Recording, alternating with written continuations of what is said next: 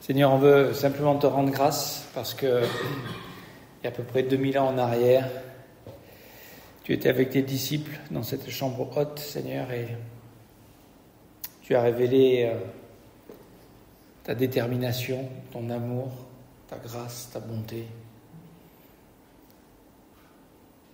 ton plan, et ce que tu allais faire qui était impensable, inimaginable, qui n'ont pas vu venir. Ils l'ont entendu, tu leur as dit pourtant, mais ils ne l'ont pas vu venir, ils n'ont pas compris. Que tu étais d'abord venu pour régler le problème qu'on a tous, le péché, pour nous en délivrer. Donc merci pour Pâques, merci pour cette œuvre qui nous donne espoir, qui nous donne un avenir, qui nous donne une destinée éternelle, glorieuse. Et Seigneur, nous voulons te bénir d'avoir ouvert le chemin, d'avoir fait ce qu'on n'aurait jamais été capable de faire. Tu l'as fait pour nous et tu nous l'offres et nous voulons te suivre. Et nous te remercions de nous aider à continuer de te faire confiance et te suivre sur ce chemin de la grandeur, ce chemin du service, ce chemin du sacrifice. Au nom de Jésus, bénis ce partage, ces quelques minutes ensemble. Amen. J'aimerais lire la portion des Écritures qu'on étudie dans le livre des Juges, avec la Pâque que nous sommes en train dans laquelle nous sommes rentrés, nous préparons.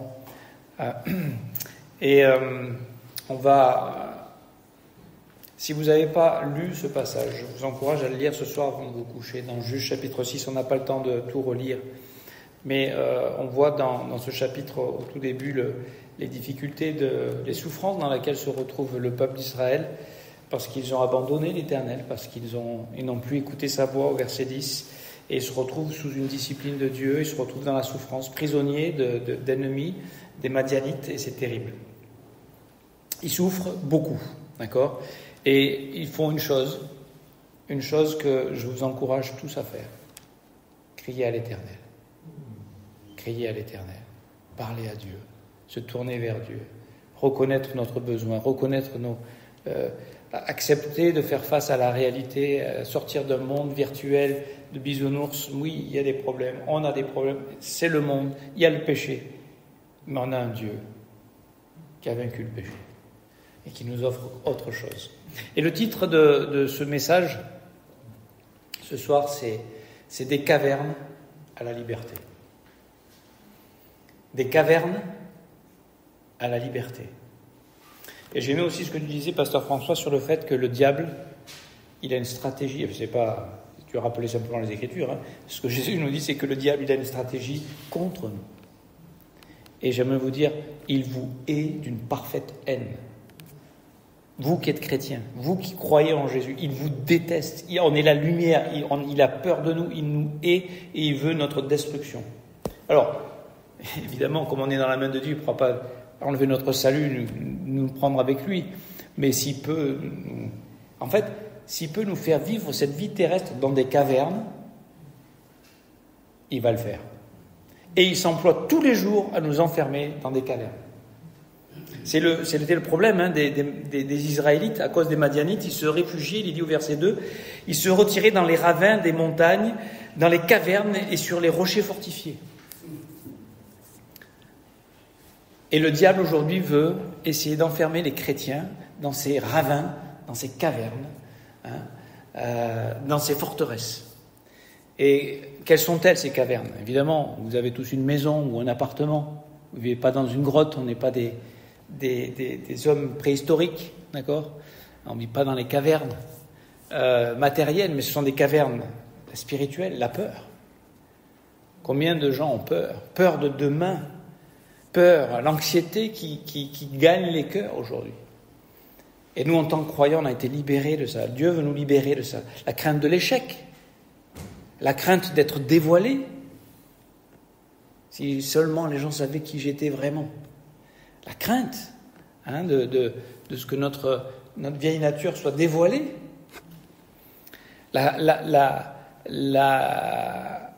Les cavernes de l'amertume. Vous savez, la vie que Dieu nous propose est extraordinaire. elle n'est pas faite, elle n'est pas simple, elle n'est pas facile, mais quand on est en communion avec lui, c'est qu'on est sorti des cavernes. Et donc, ce que le diable veut faire, c'est nous garder dans les cavernes. Nous faire croire qu'on ne pourra jamais sortir des cavernes. Parce qu'il y a le lion, là, dans la rue, il y a le diable dehors. Et ce que je voulais vous dire, c'est qu'une vie chrétienne sans une communion avec Dieu, c'est une vie de caverne. C'est une vie où vous ne serez jamais épanoui. Alors peut-être dans les cavernes, vous aurez une box, une b-box, ou je ne sais pas ce que vous aurez. Vous comprenez ce que je veux dire? Peut-être dans les cavernes, la pire des choses en réalité, c'est quand un chrétien arrive à se satisfaire d'une vie dans les cavernes. Avec les distractions, avec les occupations, avec les choses que l'ennemi peut nous offrir. Mais l'amertume, j'aimerais vous dire, il y a des gens qui sont rongés par l'amertume, le manque de pardon. Il y a des gens qui sont rongés par la colère contre l'injustice, la colère contre ce monde, la colère contre Dieu même. Des chrétiens qui ne comprennent pas le voie de Dieu ni les plans de Dieu et qui sont en colère après Dieu. Parce que leur cœur s'est endurci. La colère de la culpabilité. Combien de gens sont prisonniers par les échecs du passé? Et leur identité, elle est prisonnière parce que, voilà, prisonnière de leur passé, de leur réalité. La prison ou la caverne des désabusés, des cyniques. Je parle de croyants, là. De croyants nés de nouveau, d'enfants de Dieu. Je veux dire, c'est juste une vie sans Dieu, c'est juste une vie naturelle.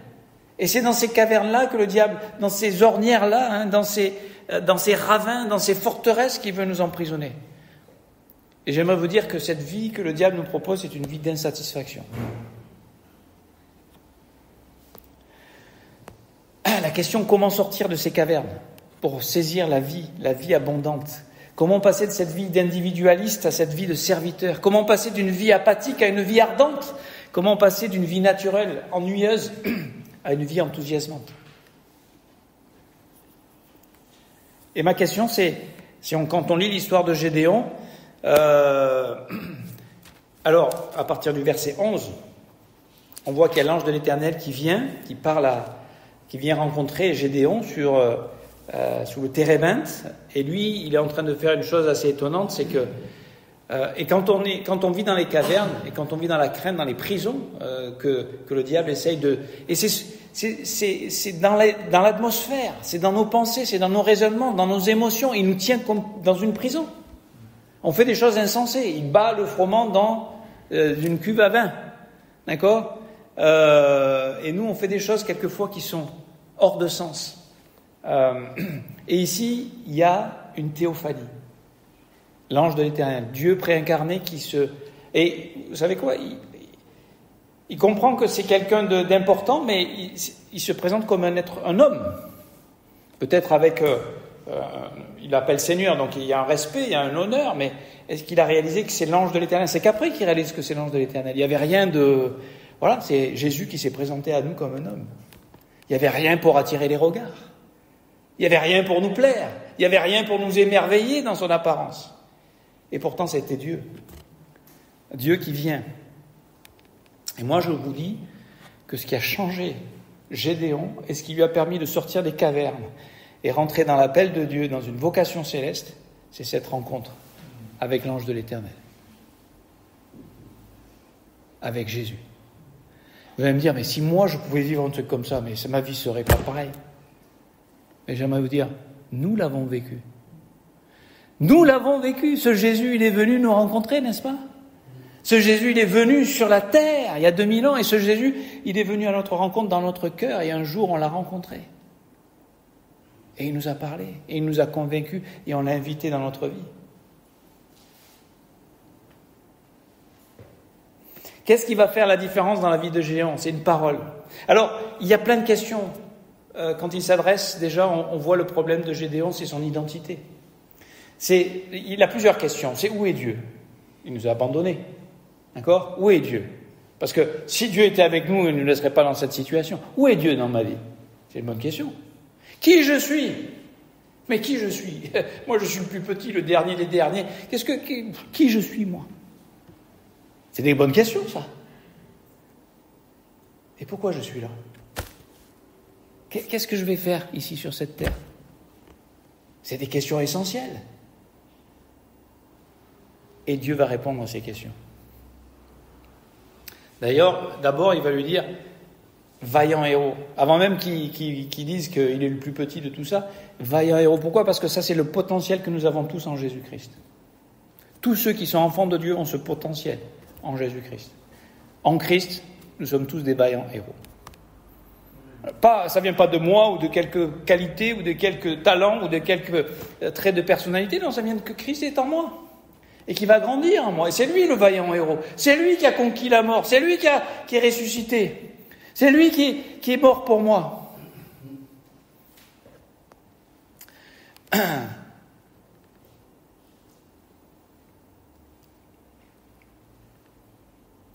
En fait, le projet de Dieu est tellement opposé au projet du diable. Lui, c'est de nous enfermer, c'est de nous contrôler, alors que Dieu, c'est de nous dire, tout est à toi. Et je suis avec toi. Et ce que je te demande, cherche pas les forces en toi, c'est parce que je suis avec toi que ça sera possible. C'est moi qui combattrai pour toi. C'est moi qui t'ouvrirai les chemins. C'est moi qui aplanirai les sentiers.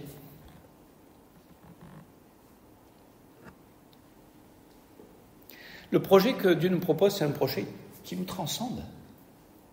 C'est de nous sortir de notre caverne, de notre misère, pour nous offrir, pour nous élever, pour nous combler d'espérance, pour nous rendre utiles, pour donner du sens à notre vie, pour donner une destinée.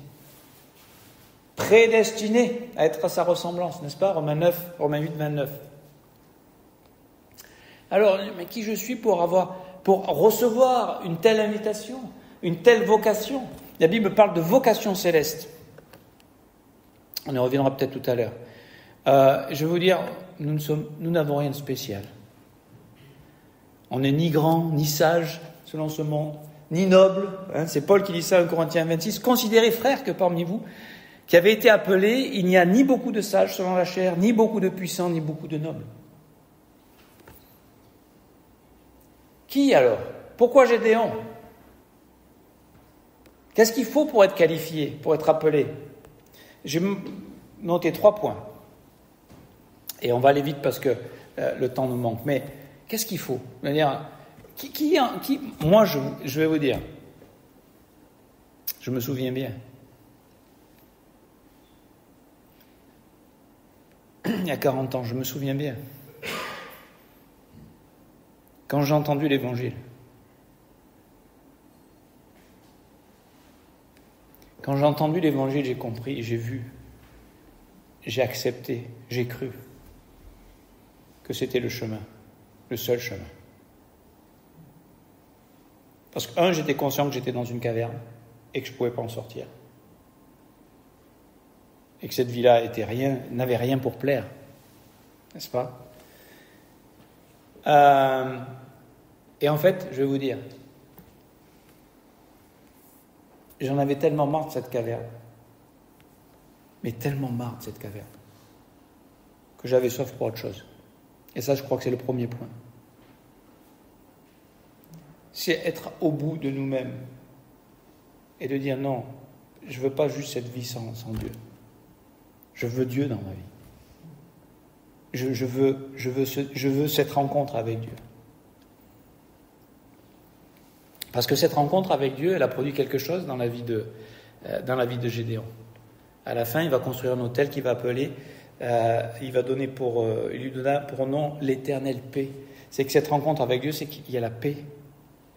On a fait la paix, il a fait la paix avec nous, on a fait la paix avec Dieu. Ça change tout. Ça change tout.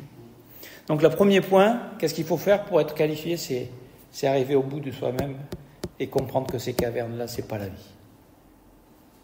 Ce que ce monde propose, les destinées, je veux dire, imaginez être un artiste, être un acteur, être un chanteur. Oui, mais tu es à la mode pendant 20 ans. Dans 20 ans, tu ne seras plus à la mode, tu seras déjà dépassé. Tu vois ce que je veux dire? Ce que tu fais aujourd'hui, c'est exceptionnel. Oui, mais Plus tard, on t'aura oublié. Ne courons pas pour des vaines gloires, courons pour la gloire éternelle. Vivons pour quelque chose qui va être éternel, avec Dieu, n'est-ce pas? Ensuite, ces cavernes produisent, et ça c'est un mystère, soit il y en a qui s'endurcissent dans ces cavernes, ou soit il y en a qui acceptent d'être brisés. Et le brisement, c'est d'accepter la souffrance avec humilité. C'est cette combinaison. La souffrance, elle est là pour tous. Mais qu'est-ce que j'en fais? Je suis en colère après Dieu, je m'endurcis contre lui, je ne comprends pas ses voies, je n'accepte pas ses voies, je combats ses voies, ou humblement je me soumets et j'accepte et je lui fais confiance. Une sorte de confiance aveugle, parce qu'elle dépasse mon entendement, mais elle n'est pas si aveugle que ça, parce qu'elle s'appuie sur un Dieu qui a déjà parlé. Parce que n'aimerions-nous pas que Dieu vienne nous parler comme il parle à Gédéon? Et je veux dire, c'est déjà fait. C'est écrit. C'est là, c'est à notre portée. Dieu parle. C'est nous qui n'écoutons pas. C'est nous qui sommes occupés à courir à droite, à gauche, alors que Dieu a parlé. Dieu a parlé, c'est là. Est-ce que seulement on est assez brisé et on est arrivé au bout de nous-mêmes dans ces cavernes pour dire « je veux entendre Dieu ». Et je crois que Gédéon, il faisait ce qu'il pouvait avec ce qu'il avait, battre le froment dans une cuve à vin pour survivre. Mais je pense qu'au fond de lui-même, quand il parle avec l'ange de l'Éternel, il dit « mais on nous a dit les miracles que tu as fait, comment tu as délivré le peuple d'Égypte, mais maintenant tu es plus là ». Donc il rêvait de ça. Il aspirait à ça, au fond de lui. Et il avait cette douceur. Cette douceur, c'est le troisième point. C'est des oreilles qui écoutent et un cœur qui est doux. Écoutez ce que Dieu dit. Écoutez ce que Dieu a à te dire à toi. Est-ce que notre cœur est prêt à entendre ce que Dieu veut nous dire? Est-ce que notre cœur a faim et soif de cette justice, de cette beauté, de cette pureté, de cette sainteté, de cette gloire élevée? Écoutez avec simplicité. Vous savez, vous connaissez l'histoire de Samuel, du jeune Samuel, dans 1 Samuel chapitre 3, verset 1 et verset 10. C'est l'histoire de cette période de temps, juste après la période des juges d'ailleurs, où les visions, où la parole de Dieu était rare, il est dit, verset 1 de ce chapitre. Et Dieu vient parler à Samuel, vous savez, la nuit, et puis chaque fois il vient voir Élie, il dit « Tu m'as appelé? Non, je t'ai pas appelé. » Puis il dit « Attends, c'est Dieu qui est en train de te parler. » Il ne savait pas encore. Et il lui dit, qu'est-ce qu'il lui dit? Verset 10. Il lui dit « Parle, car ton serviteur écoute. » Et Dieu va parler. Il va parler des choses qui vont étourdir de ce qu'il va faire. Est-ce qu'on est prêt à avoir cette simplicité d'un enfant? Parce qu'après, quand on devient adulte, on sait, et on devient familier, mais est-ce qu'on est prêt à écouter comme les disciples écoutent? Écoutez simplement. Seigneur, parle. Aide-moi à entendre. Dieu parle, c'est juste ouvre mes oreilles, Seigneur. Ouvre mon cœur. Donne-moi cette douceur, cette humilité.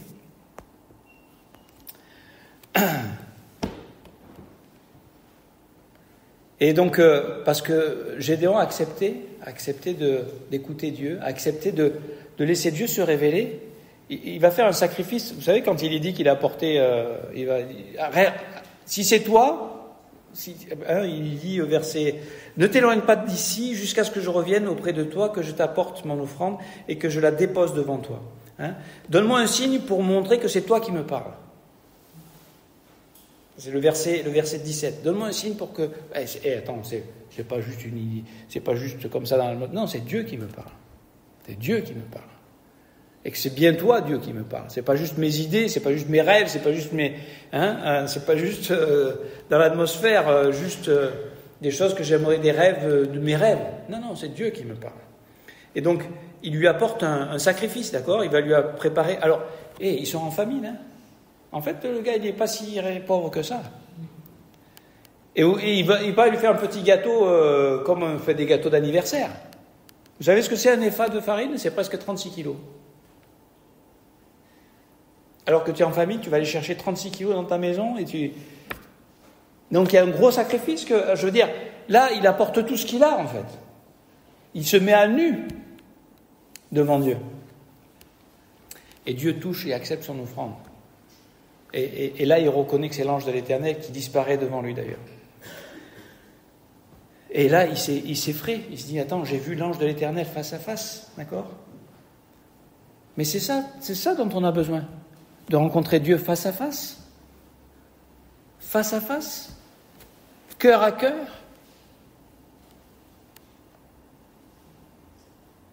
Est-ce que ça peut être notre prière ?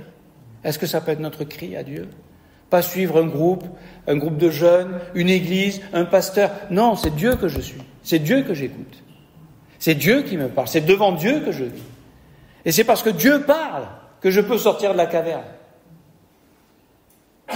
C'est parce que Dieu me donne des promesses que je peux sortir de la caverne.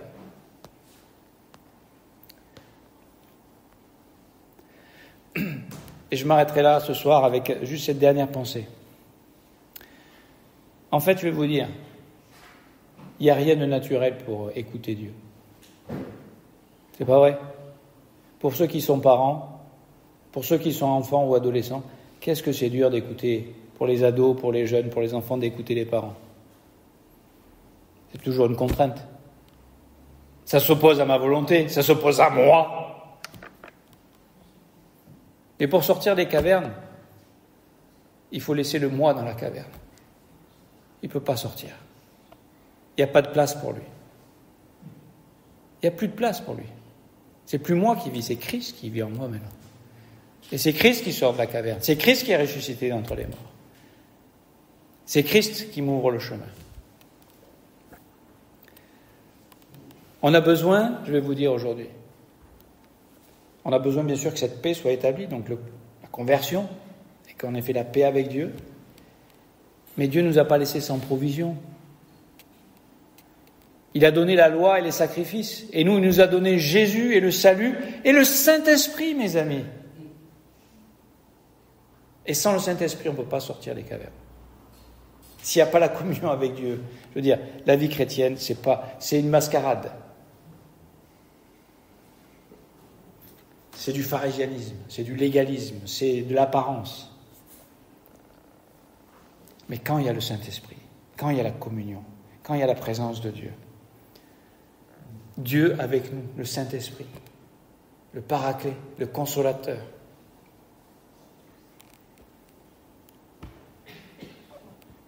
Et j'aimerais vous dire que Dieu va faire un travail dans la vie de chacun d'entre nous, dans la vie de chaque être humain, parce que le péché est là et parce que la terre a été soumise à la vanité dans Romains 8, Dieu va faire un travail par la souffrance. Par la souffrance. Et comment allons-nous exercer notre libre arbitre face à la souffrance, face à l'injustice, face à ce monde, face à notre chair, face au mal ? Il n'y a qu'une chose qui va nous sauver, c'est d'écouter. C'est d'écouter. On veut vivre comme Gédéon, n'est-ce pas ? Et répondre à notre vocation céleste. Saisir Christ, vivre Christ, connaître son cœur, son amour, sa puissance, ses pensées, ses projets, sa compassion, ses compassions. Et aujourd'hui, c'est possible grâce à Pâques. C'est possible grâce à la croix de Jésus-Christ. On a une nouvelle identité. Nos yeux sont plus fixés sur nous, sur notre passé, nos erreurs, nos échecs, nos déceptions, mais sur Dieu, sur Christ et ses promesses, et ce qu'il a accompli. J'aimerais vous dire que c'est un combat de tous les jours, mais ce combat, il a déjà été accompli, gagné, et on est au bénéfice de la victoire de Jésus-Christ. Est-ce qu'on va le croire ? Est-ce qu'on va le croire ? Est-ce qu'on va garder nos yeux sur lui ? Arrêtez de regarder au fond des cavernes, les amis. Il n'y a rien dedans. Il y en a un qui veut nous enfermer, nous emprisonner, nous détruire. Nous empêcher d'être une lumière, nous empêcher d'être un serviteur, nous empêcher de connaître Christ. Il va faire tous les jours, il va s'opposer à nous. Il nous accuse nuit et jour, la Bible dit. Ne nous satisfaisons pas d'une vie de caverne, s'il vous plaît. Vivons par la foi. Soupirons après. et je termine avec ça, soupirons après une parole, une miette qui tombe du ciel et qui illumine nos âmes, qui enthousiasme nos cœurs, pour vivre ce que nous sommes en potentiel, déjà, devant Dieu, des vaillants héros. Ça, c'est une vie enthousiasmante. Enthousiasmante, vous savez ce que ça veut dire? Ça veut dire qu'il y a le mot théo dedans. Dieu en nous. C'est ça qui rend une vie enthousiasmante. C'est que Dieu est en nous, avec nous. Et face au défi qui lui dit, mais je serai avec toi, c'est tout. Dieu avec nous. Espérance de la gloire. C'est tout. C'est ça notre vie. D'accord? C'est accepter de mourir. C'est ça Pâques. Et Jésus nous a montré le chemin. Il l'a fait. Ce que nous, on n'aurait jamais pu faire, lui, il l'a fait. Il a été trahi, il a été vendu par Judas au début du repas et trahi à la fin de la soirée par Pierre. Son disciple, le premier, le chef. Et tous sont partis. Ça, c'est ce que nous, on peut faire sans Dieu. Et pourtant, une fois que Jésus était ressuscité, donc lui, il est allé à la mort. Et il nous dit, c'est ça le chemin, mes amis. Mourir. Pour laisser Christ vivre en nous. Et ça, c'est la bonne nouvelle. Ça, c'est la bonne nouvelle. Et c'est ce que Pâques nous propose. C'est cette victoire-là. Sur le péché, sur la mort, sur nous-mêmes, sur ce monde. Et vivre dans la plus grande des simplicités. On ne cherche pas à être vu par tout le monde. On vit devant Dieu. Et si on vit dans la lumière, on sera une lumière les uns pour les autres. Et pour ce monde. Et pour ceux qu'on aime. Pour qu'ils soient sauvés eux aussi. N'est-ce pas? N'est-ce pas ce qu'on désire? Que ceux qu'on aime soient sauvés aussi. Que leurs yeux s'ouvrent. Alors Seigneur, fais de nous des lumières dans ce monde. Que Dieu vous bénisse.